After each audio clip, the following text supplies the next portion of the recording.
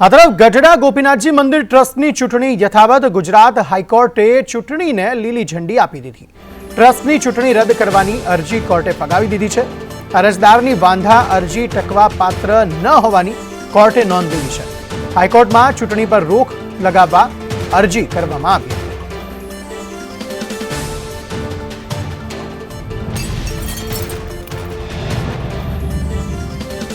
અશ્વિન મકવાણા વધુ માહિતી આપી રહ્યા છે। અશ્વિન, જણાવશો શું વધુ વિગતો?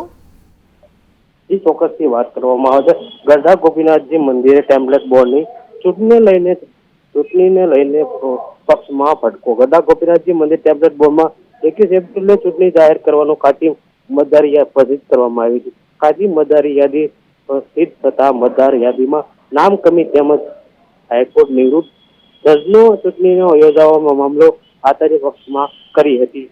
પિટિશન હાઈકોર્ટ આચાર્ય પક્ષ દ્વારા પિટિશન રદ કરવામાં આવી હતી। આભાર સમગ્ર માહિતી આપવા માટે।